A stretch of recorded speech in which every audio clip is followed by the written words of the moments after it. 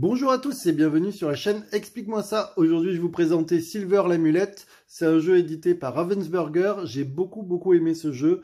Ça a été fait par les auteurs de Loup-garou pour une nuit. On y retrouve un petit peu le mystère. Il va falloir un petit peu de mémoire, ce que je n'ai pas.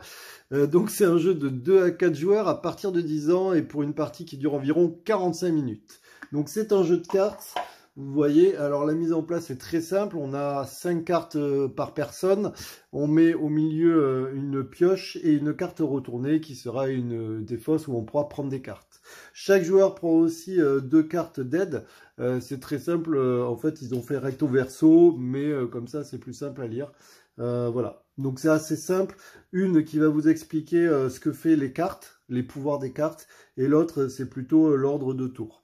Nous avons aussi une amulette pour celui qui gagnera à la première manche. Et oui, je ne vous l'ai pas dit, mais ça se joue en 4 manches. Donc du coup, l'amulette, si jamais il y a quelqu'un qui réussit à gagner, il aura une amulette pour protéger une carte. Alors je vous ai dit, c'est un jeu de cartes qui est très joli. Alors déjà, je vous montre les cartes. Vous voyez, vous avez le villageois, l'écuyer. Bon, je ne vous les fais pas tous, mais vous voyez, des très belles images.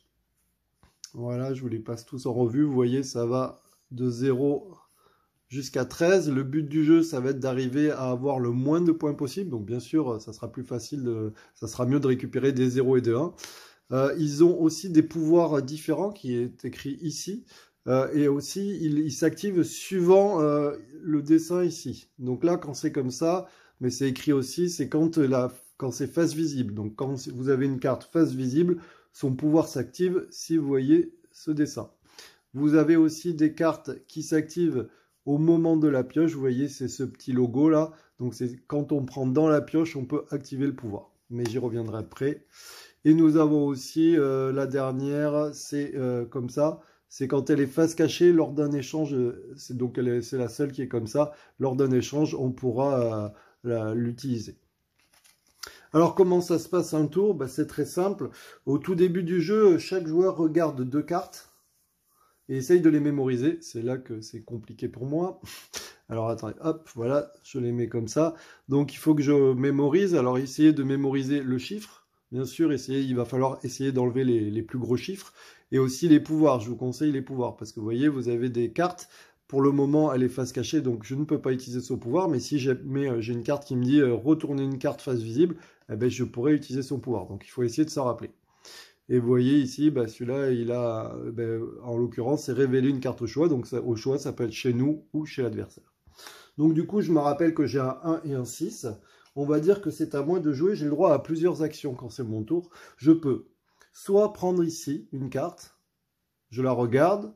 Je peux décider d'utiliser ce pouvoir si jamais c'est un pouvoir, comme je vous avais montré au moment de la pioche. Mais là, c'est pas ce pouvoir-là, donc je ne pourrais pas utiliser ce pouvoir-là. Je peux décider de remplacer une de mes cartes.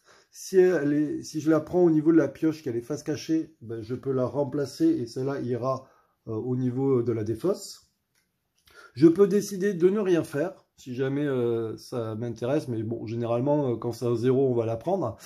Ou alors, je peux décider de l'échanger contre 2 cartes, enfin, contre plusieurs cartes, mais pour pouvoir faire un échange contre plusieurs cartes, il faut que je sois sûr des cartes que j'ai. Il faut effectivement que la valeur de celle-là, par exemple, soit la même valeur que celle-là. On s'en fout de celle-là, par exemple, même si c'est un 0, c'est pas grave. Si j'ai un 2 et un 2, je pourrais les échanger. Là, en l'occurrence, je ne suis pas sûr de moi. Donc, du coup, pour le moment, je vais plutôt... je sais que j'avais une grosse carte ici. Je vais dire à mon tour de jeu, je remplace cette carte par celle-là. J'aurais pu aussi prendre la carte qui était ici, au niveau de la défausse, pour la mettre à la place de mes cartes. Mais si je fais ça, dans ce cas-là, je suis obligé de la laisser face visible. L'autre joueur, on ne peut pas aussi, excusez-moi, je ne vous l'ai pas dit, mais quand on prend une carte face visible, on ne peut pas utiliser le pouvoir, parce que c'est bien écrit que le pouvoir, c'est quand on, en tout cas sur cela, c'est quand on pioche une carte. Donc là, on va faire le joueur 2. Le joueur 2 va prendre une carte, il regarde si face visible dans un village pioche une carte supplémentaire, donc il ne peut pas la mettre face visible parce qu'elle est face cachée. Et par exemple, donc on va dire qu'il a déjà regardé ses cartes et il va le retourner. Bon, là en l'occurrence, il a échangé un 4 contre un 4, ça ne sert pas à grand chose. Donc là, c'est à moi, je pioche une carte. Alors, c'est quoi? Par exemple, faites un échange avec une carte au choix de la défausse. Ça veut dire quoi? Je regarde dans la défausse les cartes qu'il y a, donc par exemple celle-là. Celle-là m'intéresse. Et donc, du coup, je peux la défausser. Alors, attention, enfin, je peux la prendre, mais attention, comme je l'ai pris face visible, je serai obligé de la remplacer face visible. Donc, je ne connais pas celle-là, mais je sais que là, j'ai des petits numéros, donc tant pis, je tente. Ah, c'était un peu nul, j'échange un 2 contre un 1. Donc, vous voyez, il va falloir essayer d'avoir pas mal de mémoire. Et là, maintenant, par contre, maintenant, comme elle est dans mon jeu, alors je vous le dis parce que c'est pas très clair, si face visible dans un village, regardez une carte par tour. Alors ça, c'est dans votre village en fait. Ils disent dans un village, mais en gros, ça s'applique que pour vous. En tout cas, pour celle-là. Attention, il y en a une où c'est pour tout le monde, mais là, celle-là, c'est que dans votre village. Donc faites attention. Donc là, moi, j'ai fait mon action. Le joueur suivant va peut-être prendre celle-là et va remplacer une carte et il va la poser et ainsi de suite.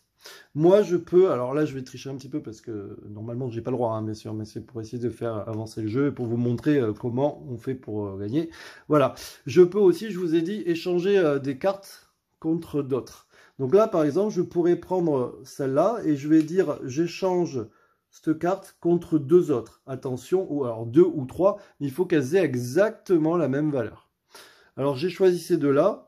Et je les retourne. Si j'ai réussi, tant mieux, je les élimine. Si j'ai perdu, si elles n'ont pas la même valeur, eh bien, je garderai en plus cette carte. Donc, je retourne, et vous allez me dire, mais ça n'a pas la même valeur, 3 et 13. Oui, sauf que j'ai utilisé le pouvoir de celle-là qui dit que lors d'un échange, cette carte est considérée comme ayant la valeur de votre choix. Je considère donc que c'est un 3. Donc, elles ont la même valeur. Je peux donc remplacer les deux contre une. Alors, à partir de ce moment-là, si je suis sûr d'avoir le moins de points que mon adversaire, ce qui n'est pas forcément sûr jamais, mais on va dire que je pense que j'ai moins de points, et bien du coup, je vais pouvoir lancer un décompte. Alors, c'est pas à ce tour-ci, il faudra que j'attende encore un tour, mais au prochain tour, c'est une action, je pourrais décider de lancer un décompte. Si je lance un décompte, on finit le tour, tout le monde joue encore une fois, sauf moi, et après, on va retourner les cartes pour voir qui a le moins de points. Si c'est moi qui ai lancé le décompte et que j'ai le moins de points, j'aurai 0 points donc à la fin, donc j'aurai gagné et j'aurai 0 points. Si jamais je me suis trompé en retournant les cartes, on va dire que j'ai lancé le décompte, je regarde, vous voyez, là je suis plutôt pas mal. Alors bien sûr, on ne sait pas ce qu'ont les autres. Et puis je vous rappelle que quand vous jouez, les autres peuvent vous mettre des crasses pendant que vous avez lancé le décompte. C'est-à-dire que j'ai lancé mon décompte, mais si quelqu'un a une carte, ajouté une carte à quelqu'un, du coup, ça peut faire mal. En l'occurrence, là, vous voyez, j'ai 5 points. Je regarde l'autre adversaire, il a beaucoup plus de points que moi. Donc, du coup, comme c'est moi qui ai lancé le décompte, c'est parfait. J'ai 0 points et lui, il note tous les points qu'il a. On l'écrit sur le papier, ça se joue en 4 manches. Et comme j'ai réussi mon décompte final, au prochain tour, j'aurai une amulette qui va me protéger une carte. Je pourrais, par exemple, la mettre comme ça pour dire « Je protège cette carte, tu ne pourras pas la prendre ». Et du coup, c'est un petit avantage. Voilà, donc il y a plein de pouvoirs, je vous conseillerais de vraiment tester ce jeu. C'est plutôt sympa, il faut essayer de se rappeler de tout. Et il faut faire attention parce que, je vous dis, quand on fait le décompte, ça m'est arrivé souvent. C'est-à-dire que j'ai fait le décompte, j'avais que ça. Et il y a quelqu'un qui a utilisé un pouvoir qui dit, bah écoute, je t'échange une carte. Et du coup, je me suis retrouvé, vous voyez, un petit peu comme ça. Et donc du coup, forcément, ça se passe pas bien. Donc il y a du vol de cartes, il y a des échanges, il faut avoir de la mémoire. En tout cas, nous, on a beaucoup aimé. C'est vraiment sympa. Si jamais, je vous l'ai pas dit, mais si jamais vous vous êtes trompé, donc du coup, que vous avez fait un décompte et que vous avez plus de points que les autres, vous avez 10 points supplémentaires et vous n'aurez pas l'amulette. Et les autres, bien sûr, marquent les points. Voilà, écoutez, je vous dis à très bientôt. J'espère que ça vous donnera envie de jouer à ce jeu. En tout cas, j'ai vraiment accroché. On a fait, je vous dis encore une fois, vraiment plusieurs parties. Les dessins sont très jolis. Ça se joue rapidement parce qu'il y a marqué 45 minutes, mais au final, vous pouvez faire le nombre de manches que vous voulez. Donc du coup, nous, des fois, on fait juste une manche quand on n'a pas trop le temps. Et il est très bien fait. Allez, je vous dis à très bientôt. N'hésitez pas à vous abonner, à liker comme d'habitude et mettre des commentaires. Ça fait toujours plaisir. Ciao, ciao.